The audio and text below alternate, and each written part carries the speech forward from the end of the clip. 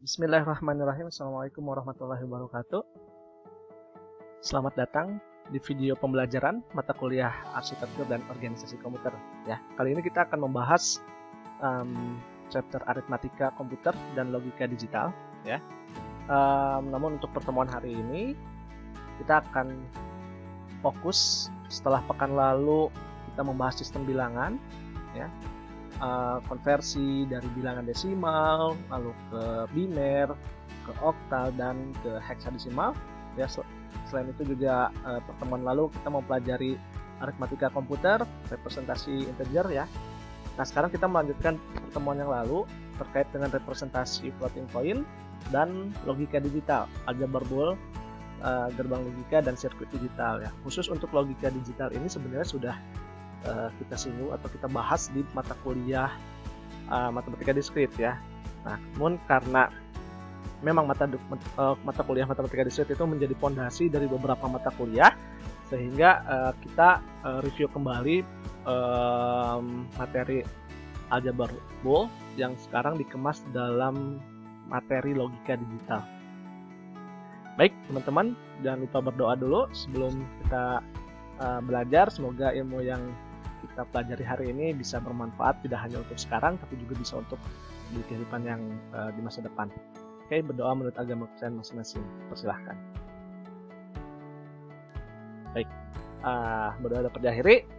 Baik teman-teman, kita sekarang langsung masuk ya ke bahasan kita, yaitu representasi floating point.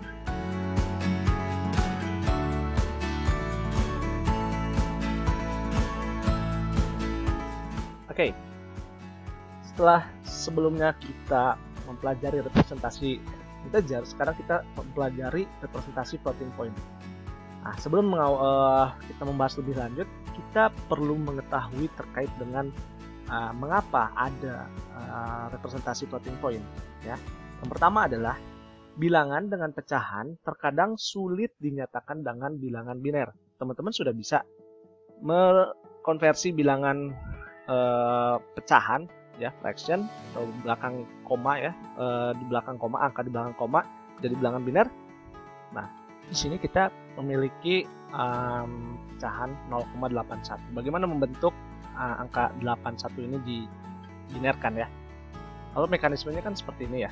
Ini kan 0,81 ya, kali kalau yang mencari desimal ke biner kan dibagi 2. Kalau di angka di belakang koma justru dikali 2, berarti berapa?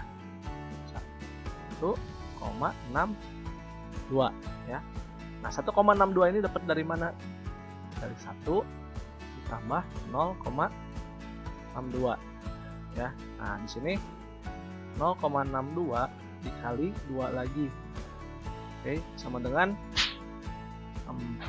4, 6, 2, 12. 1,24. Nah, 1,24 ini dari mana? 1 ditambah 0,24. Nah, itu ya, sekarang 0,24 nya kali 2. Terus berarti berapa? 0,48. Ya, 0,48 adalah 0 ditambah 0,48. Oke, selanjutnya 0,48 kali 2 sama dengan 0,96. Oke, 0,9 didapat dari 0 ditambah 0,96.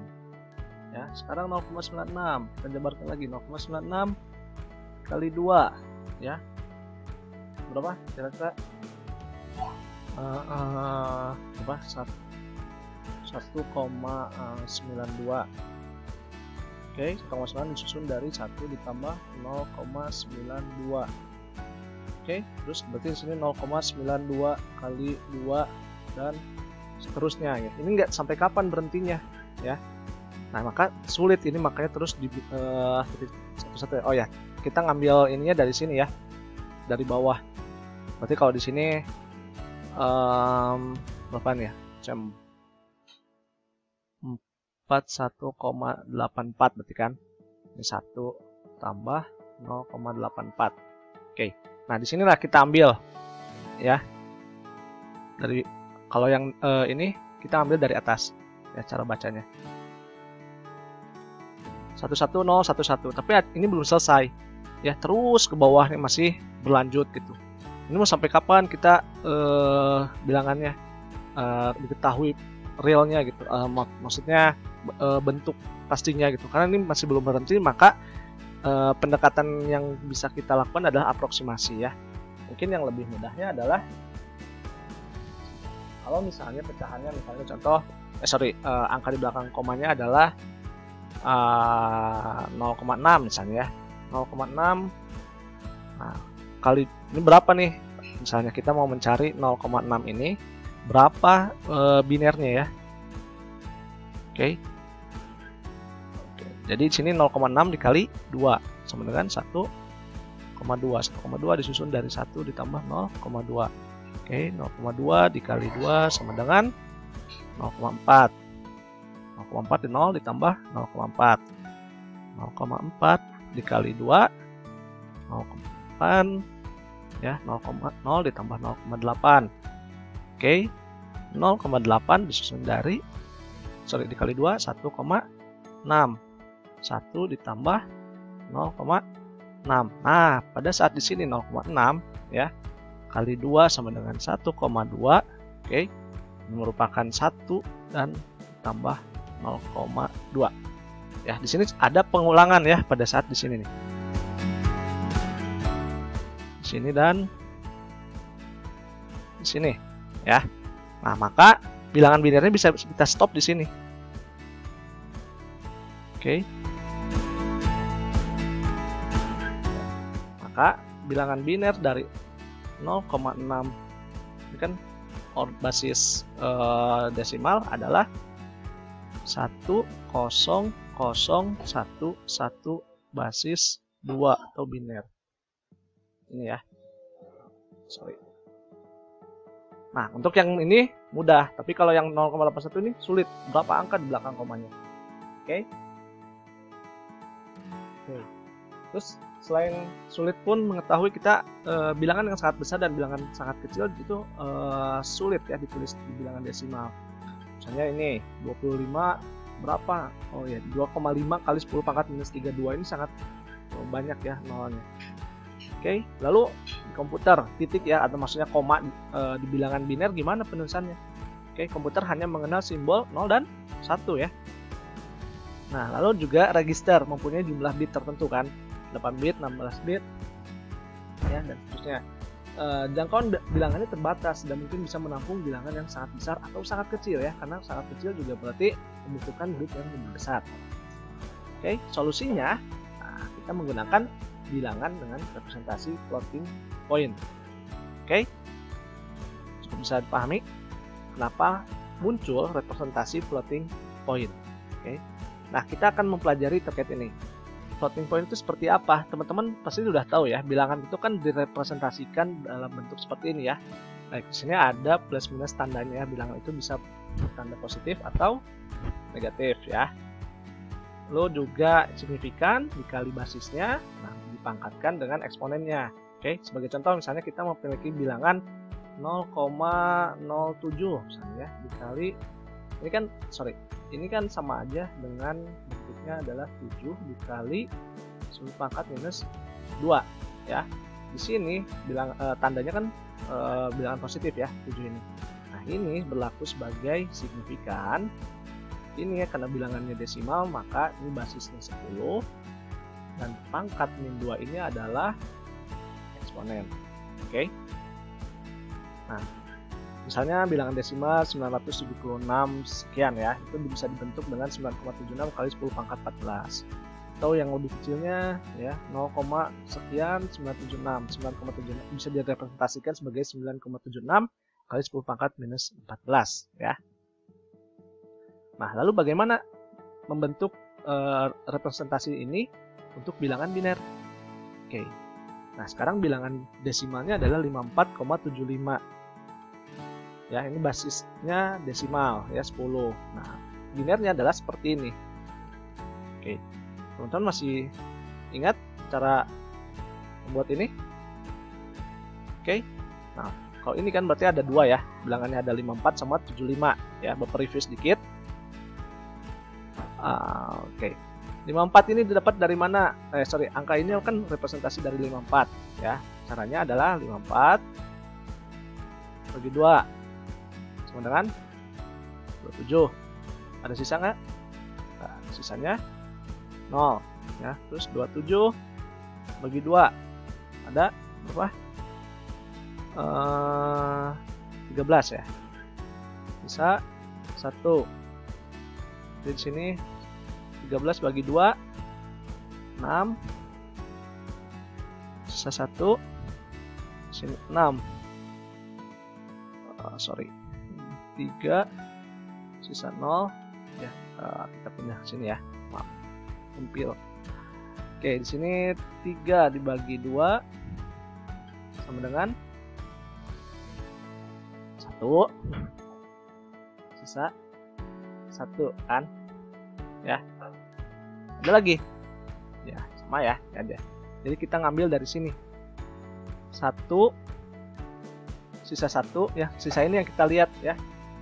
Oke, yang kita lihat adalah dari bawahnya. Ya, berarti di sini dari mulai 1 sisa 1 ini terus ke bawah sini. Ya. Maka dapatlah ini.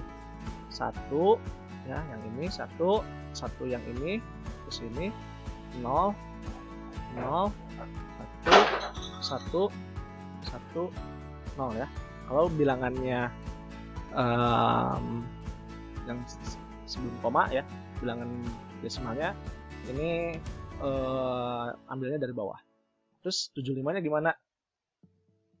Atas aja ya, biar mudah. Oke. Nah, kalau tadi 0,75 adalah caranya adalah 0,75 dikali 2 kan ya. Ini sama dengan 1,5 ya. 1,5 dapat jadi dan didapat dari 1 ditambah 0,5. Oke, di sini adalah 0,5 kali 2 sama dengan 1 ya. 1 dibentuk 1 ditambah 0. Oke, itu sudah selesai. Yang kita ambil adalah dari ini, bilangan ininya. Oke, maka di sini bilangan biner untuk 0,75 adalah 11. Oke, ingat ya. Nah, bilangan ini kan ada komanya 110 110,11. Ini bisa kita jabarkan ya seperti ini. Jadi 1 ya, ini digeser komanya, digeser hingga bentuk 1 koma ya. Berarti geser sejauh 1 2 3 4 5. Nah, sejauh 5, maka di sini basisnya adalah 2 untuk bilangan biner pangkat 5 ya. 5-nya ini berarti 5-nya masih yang desimal, atau mau dibentuk seperti ini 1,100. Ini adalah bilangan desimal dari 5 ya, sama aja. Oke. Semoga bisa dipahami ya, teman-teman. Kalau masih agak sulitan, di pause dulu aja, kembali lagi ke penjelasan sebelumnya. Oke. Nah, terus ini ada format floating point ya. Di sini simbolnya seperti ini ya. Notasinya seperti ini. Oke, terdiri dari sign bit. Sign bit ini apa? Menyatakan tanda bilangan ini dia positif atau negatif ya, bilangannya kayak min 3 atau min 1 itu kan negatif ya, berarti bilangannya. Nah, sama. Ini representasinya 1 bit. Kalau 0 berarti dia positif, kalau misalnya 1 dia negatif. Oke. Lalu di yang komponen kedua di bias eksponen ya, representasi diketahui menggunakan bias representation. Oke. Lalu eksponen menyatakan tempat nilai, biasanya bias eksponen sama dengan 2 pangkat K-1 ya. K-nya tergantung di sini berapa ya, karena di sini kita lagi pakai 32 bit, maka di sininya 8 bit dan di sininya nanti 23 ya. Di sini 8 bit. Di sini 1, di sini 23. Oke, maka di sini 8 kurang 1 7, 2 pangkat 7 kurang 1 ya. Jumlah K, oke. Nah, kalau yang bias eksponen 8 bit 0,255 dengan biasnya 27 ya, yang tadi kita sebutkan, maka nilai eksponen yang sebenarnya adalah rentang antara min 127 sampai positif 128. Oke, ya. Nah, kalau signifikan ini adalah yang tadi ya, signifikannya di sini. Kalau ini kan pangkatnya, kalau ini bilangannya. Oke, dia sejumlah 23 bit. Oke. Bisa dipahami?